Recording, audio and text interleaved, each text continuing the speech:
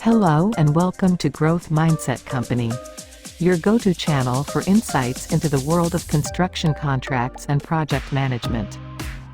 Today, we're diving into a crucial aspect of the FIDIC Yellow Book 1999 Clause 2.1, the right of access to the site. Whether you're a seasoned professional or new to the field of construction contracts, understanding Clause 2.1 is vital for ensuring successful project execution. This clause lays the foundation for how contractors can access the project site, a key element that impacts project timelines and overall success. So, let's unravel the complexities of Clause 2.1 together and explore its implications in the real world. Stay tuned as we break down its key components, interpret its legal nuances, and provide practical insights for both contractors and employers. In the realm of civil engineering and building construction, the FIDIC Yellow Book 1999 stands as a gold standard. One of its standout clauses is Clause 2.1, aptly named Right of Access to the Site. Think of this clause as the curtain raiser for your project. It guarantees that the employer provides the contractor unimpeded access to the project site within the contractually agreed-upon time frame. The heart of this clause lies in enabling the contractor to get the job done, hassle-free. First, let's look at this clause's purpose. So what do you think? What is the purpose of this clause? First is the primary objective: to ensure the contractor has timely access to the construction site, which is fundamental for initiating and continuing the project work. And the second is risk management. It serves as a mechanism for managing risks associated with site access delays. Implications of Clause 2.1. Now, let's look at its implications. Project scheduling. Delays in granting access can significantly impact the project timeline. Financial impact. Delays can lead to additional costs, which the employer might need to bear. Legal consequences. Noncompliance with this clause can result in legal disputes and claims. Moving on to primary aspects of Clause 2.1. Employer's obligation. The employer must provide access as per the contract, usually detailed in the appendix to tender. Non-exclusivity of access. The site access may not be exclusive to the contractor. Performance security. Access can be conditional upon the contractor providing the performance security. Entitlement for delays. The contractor is entitled to extensions and cost compensation if delayed by the employer. Now let's look at when and where this clause is used. At project commencement, ensures the contractor can start work as per the project schedule. During project execution, remains relevant for accessing different parts of the site as the project progresses. In dispute resolution, serves as a reference point in resolving disputes related to site access delays. Moving on, let's discuss about interaction of Clause 2.1 with other clauses. Interaction with Subclause 8.3, Program. Clause 2.1 is intrinsically linked to Subclause 8.3, which mandates the contractor to submit a detailed program of work. The timing for site access under Clause 2.1 can be contingent upon the program outlined in Subclause 8.3. If the appendix to tender does not specify a time for site access, the employer must provide access in a time frame that allows the contractor to adhere to the program submitted under Subclause 8.3. This ensures that the project schedule is synchronized with site availability. Interaction with Subclause 20.1, Contractors' Claims. Clause 2.1 sets the stage for potential claims under Subclause 20.1, should the employer fail to provide timely site access. If the contractor incurs delays or additional costs due to the employer's failure to grant access as per Clause 2.1, the contractor can make claims under Subclause 20.1. This clause outlines the procedure for making such claims, emphasizing the need for formal notification and substantiation of the claim. Interaction with Subclause 8.4, Extension of time for completion. Delays in site access per Clause 2.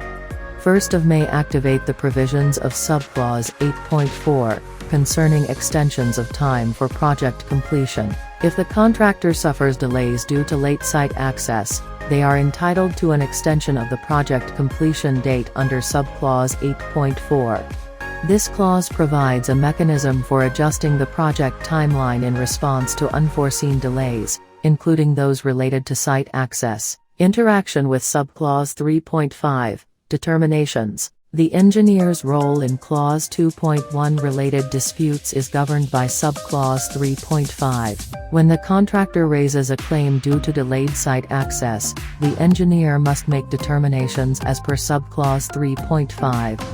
This clause empowers the engineer to assess the situation and make decisions regarding extensions of time and additional costs. Interaction with performance security provisions. The provision of site access in Clause 2.1 can be contingent upon the contractor fulfilling the performance security requirements. Clause 2.1 allows the employer to withhold site access until the contractor provides the performance security. This interaction ensures that the contractor is committed to fulfilling their contractual obligations before gaining full access to the site. Interaction with subclause 16.2d, suspension by contractor, and redressal mechanism. Clause 2.1, in conjunction with subclause 16.2d, provides a redressal mechanism for the contractor in case of substantial contractual breaches due to access issues. If the contractor faces significant hindrances due to the employer's failure to provide site access as per Clause 2.1, they can suspend work under subclause 16.2d. This suspension can lead to a 14-day termination notice, offering a strong redressal mechanism for the contractor. Interaction with Clause 4.2, performance security. The provision of site access in Clause 2.1 is closely linked to the contractor's obligation to provide performance security as outlined in Clause 4.2. Clause 4.2 requires the contractor to obtain performance security for proper performance. The employer may withhold site access under Clause 2.1 until this security is provided. This interaction ensures that the contractor is committed to fulfilling their contractual obligations before gaining full access to the site. Moving on to process flow of Clause 2.1 with clause references. Clause 2.1, right of access to the site, in the FIDIC Yellow Book 1999, is intricately connected with other clauses, forming a comprehensive framework for site access and related issues. Let's explore the process flow with detailed references to relevant clauses. Initial access granting, Clause 2.1. The employer is obligated to provide the contractor with access to the construction site. This is detailed in Clause 2.1 and is often specified in the appendix to tender. Provision for undefined time, Clause 2.1 and 8.3. If the appendix to tender does not specify a time for access, the employer must provide it in accordance with the contractor's program, as submitted under subclause 8.3, program. This clause requires the contractor to submit a detailed program of work, which becomes a reference point for site access timing. Delay and claim process, Clause 2.1, 20.1, 8.4. If the contractor faces delays due to the employer's failure to provide timely access, they can issue a notice under subclause 20.1, contractor's claims. This clause outlines the procedure for the contractor to make claims for additional time or costs. The contractor is entitled to an extension of time for completion under subclause 8.4, extension of time for completion, if the delay affects the project completion date. Additionally, the contractor can claim compensation for incurred costs plus a reasonable profit, which will be included in the contract price. Engineer's role in determination, Clause 3.5. Upon receiving a claim notice, the engineer must proceed in accordance with subclause 3.5, determinations. This clause empowers the engineer to make fair determinations on matters affecting the contract, including extensions of time and additional costs. Assessment of fault and limitation of entitlement, Clause 2.1. If the delay in providing access is due to the contractor's error or delay, including in the submission of any of the contractor's documents, the contractor loses their entitlement to extension of time, cost, or profit. Performance security condition, Clause 2.1. The employer may withhold access until the contractor provides the performance security, as mentioned in Clause 2.1. This is a guarantee of the contractor's commitment and performance under the contract. Also, let us discuss about some additional points to remember. Clause 2.1. Right of access to the site. This clause obligates the employer to provide the contractor with access to the site within the time, or times, stated in the appendix to tender. If the employer fails to provide access to the site as stipulated, this can be considered a breach of contract, resulting in extension of time, EAT. The contractor can claim an EAT under Clause 8.4, extension of time for completion, if they suffer delays due to the employer's failure to provide site access. The rationale is that the contractor cannot be expected to meet the original completion dates if they are not given access to the site in a timely manner. Claim for additional costs. Alongside the EAT, the contractor may also claim additional costs incurred due to the delay under Clause 20.1, Contractor's claims. These costs could include expenses related to idle labor, equipment, and any other financial impacts resulting from the inability to access the site and proceed with the work. Relation to Clause 13.3, Variation Procedure. The failure of the employer to provide site access, Clause 2.1, does not typically fall under Clause 13.3, as it is not a variation in the scope of work. Clause 13.3 deals with changes to the contract scope, quantity, quality, or timing of the work to be done by the contractor, which is different from a delay caused by lack of access to the site. Now delving into the key points to keep in mind when employing Clause 2.1, right of access to the site. When utilizing Clause 2.1 in the FIDIC Yellow Book 1999, it's crucial to consider several key points to ensure smooth project execution and contractual compliance. Timely access and possession. Ensure the employer provides the contractor with timely access to the site as stipulated in the contract, typically detailed in the appendix to tender. Non-exclusive access. Be aware that the right and possession of the site granted to the contractor may not be exclusive. Performance security compliance. Understand that the employer may condition site access on the receipt of the performance security from the contractor, as outlined in Clause 4.2. Program synchronization. If no specific time for access is stated, the employer must grant access in accordance with the contractor's program, as submitted under Subclause 8.3. Claims for delays and costs. Recognize that the contractor is entitled to claim extensions of time and additional costs if they suffer delays or incur costs due to the employer's failure to provide access, as per Subclause 20.1. Role of the engineer in disputes. The engineer plays a crucial role in resolving disputes related to site access, as they are responsible for making determinations under Subclause 3.5. Contractor's responsibility.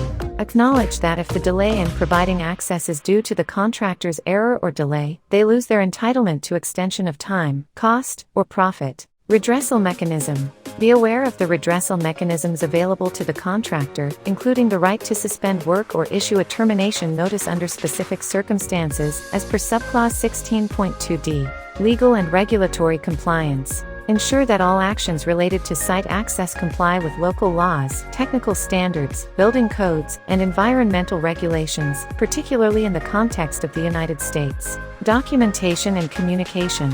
Maintain clear documentation and communication regarding site access, delays, and any claims or determinations made, to avoid misunderstandings and disputes. Now I want to bring some focus on what is breach of contract in FIDIC Yellow Book 1999. In the context of the FIDIC Yellow Book 1999, a breach of contract occurs when either party, the employer or the contractor, fails to fulfill their obligations as specified in the contract.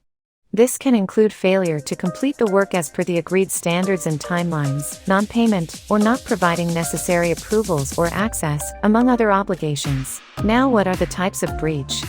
Breaches can be minor, not significantly affecting the project's completion, or material/major, significantly affecting the performance and outcome of the project. Now ask this: what are the consequences of a breach? The consequences of a breach depend on its severity.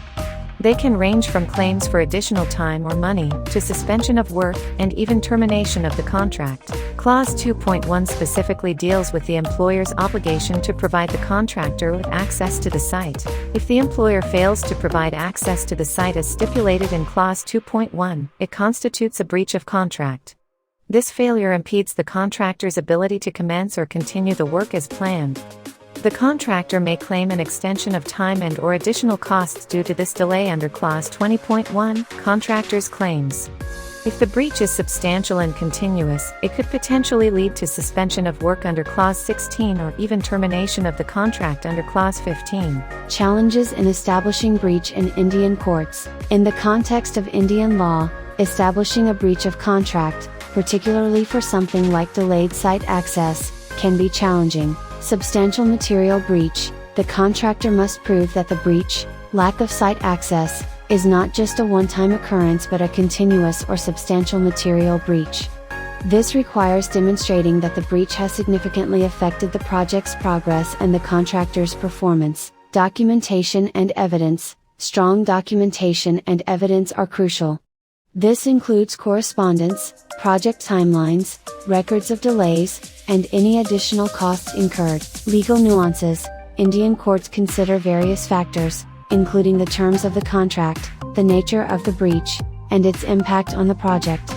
The legal process can be lengthy and complex, requiring detailed legal arguments and evidence. Contractual remedies first. Typically, courts expect parties to exhaust contractual remedies, like engineer's determination, dispute adjudication board processes, before seeking legal intervention. Interpretation of clauses. Courts will interpret the clauses based on their wording, the intent of the contract, and the principles of contract law. The specific circumstances of the breach and the contract's dispute resolution mechanisms will play a significant role in the court's decision. In summary, while Clause 2.1 of the FIDIC Yellow Book 1999 clearly outlines the employer's obligation to provide site access, enforcing this clause in an Indian court requires substantial evidence of continuous breach and its material impact on the project.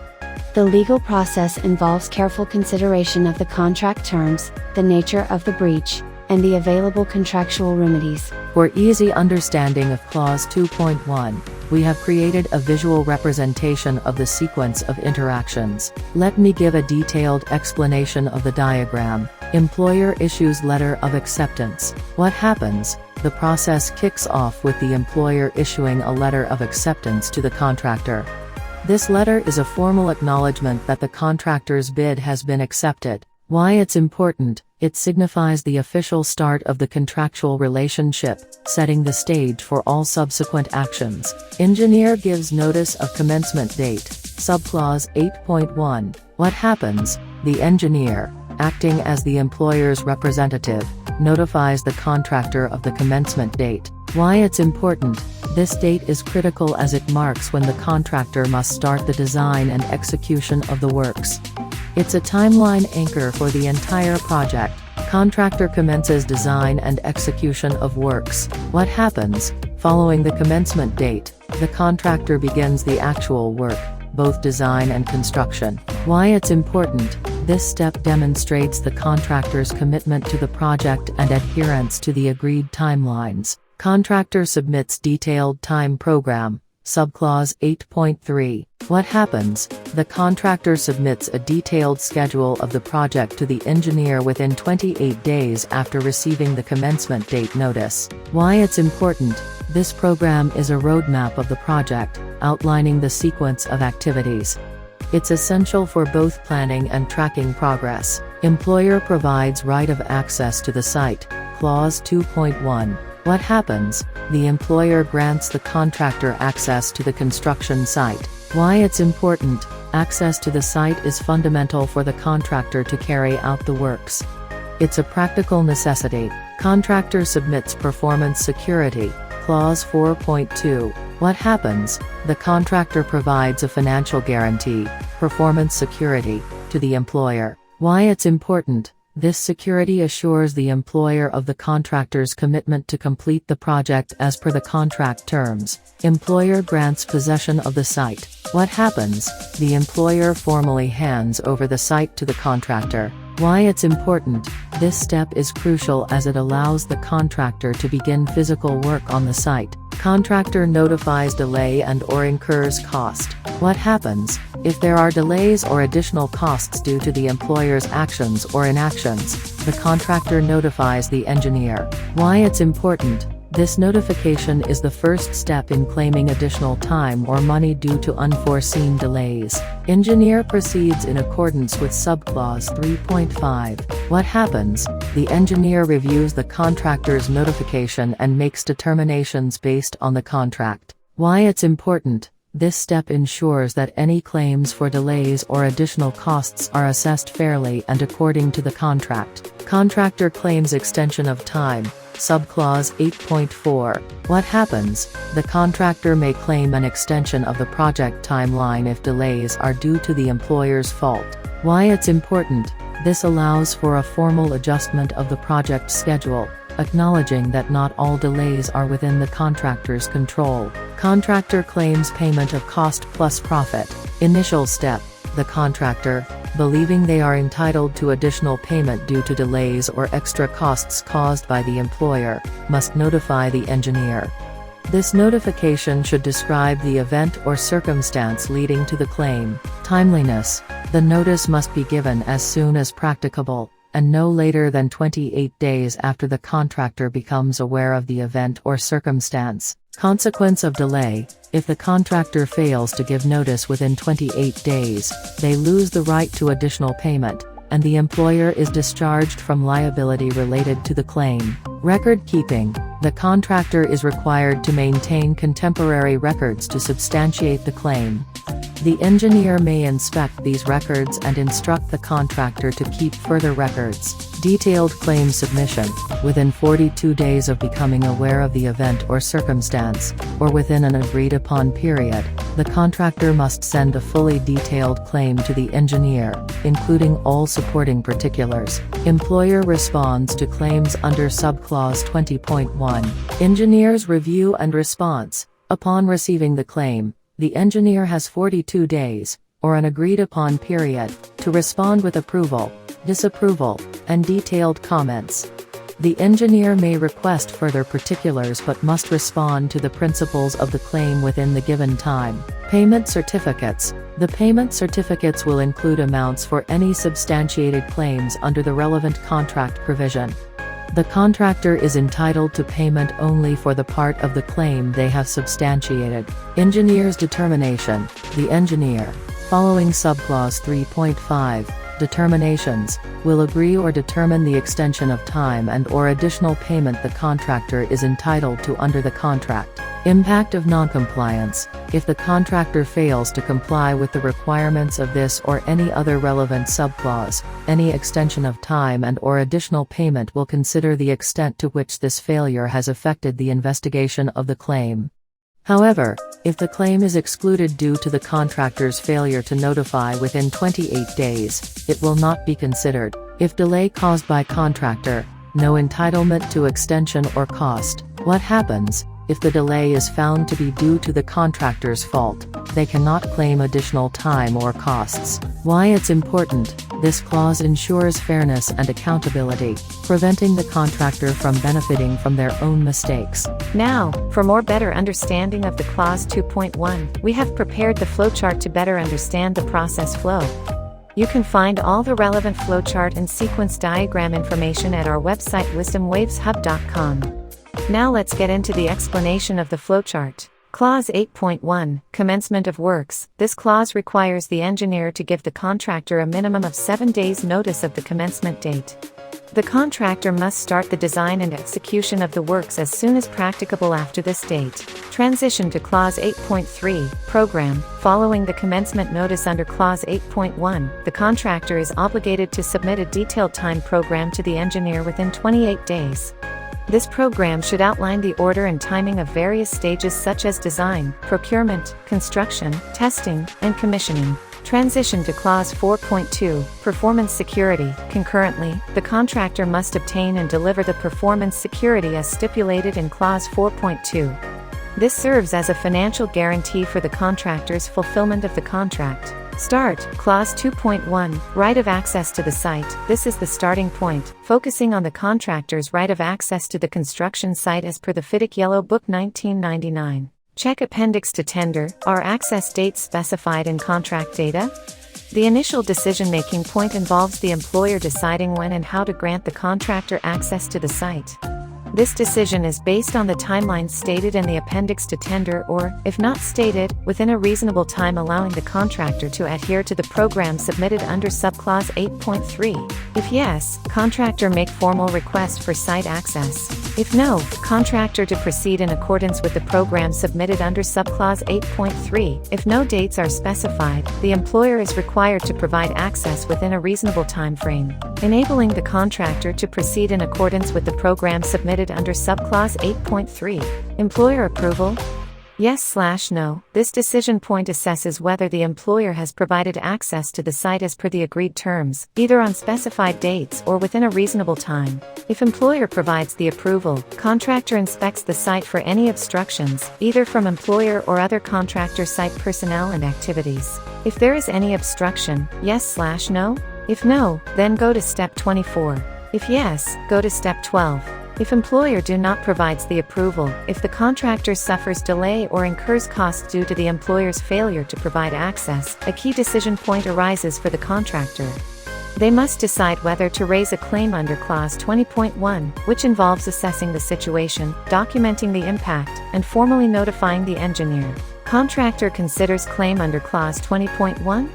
Yes/no. This decision point determines whether the contractor decides to proceed with a claim. The contractor must submit a detailed claim with full supporting particulars, including the basis of the claim and details of the extension of time and/or additional payment claimed.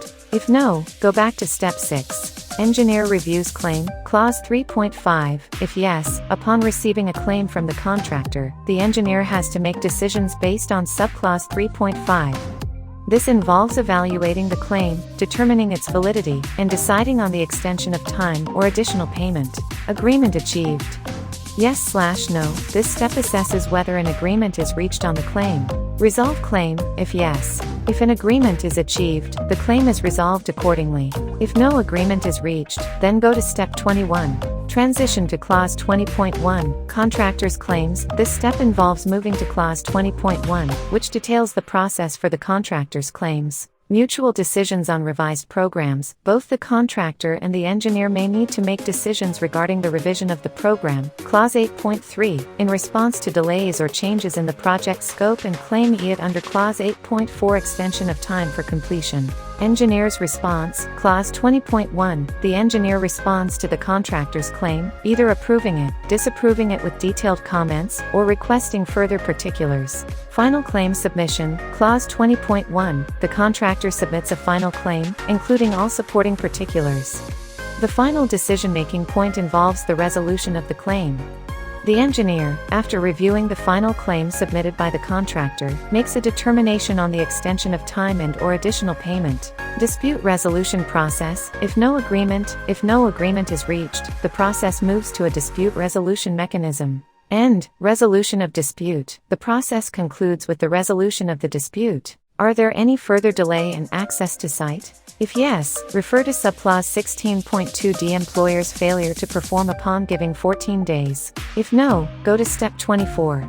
End. Commencement of works. The process also concludes with the commencement of works, following the resolution of any claims or disputes. And that brings us to the end of our deep dive into Clause 2.1 of the FIDIC Yellow Book 1999. I hope this session has shed light on the critical aspects of site access and its impact on construction projects. Remember, understanding the nuances of contract clauses like these is not just about legal compliance. It's about building a foundation for project success and fostering a growth mindset in the construction industry. If you found this video helpful, please give it a thumbs up, share it with your colleagues, and don't forget to subscribe to Growth Mindset Company for more insights into the world of construction contracts. Have questions or topics you'd like us to cover in future videos? Drop a comment below. We love hearing from you. Thank you for watching, and keep building your growth mindset. Until next time,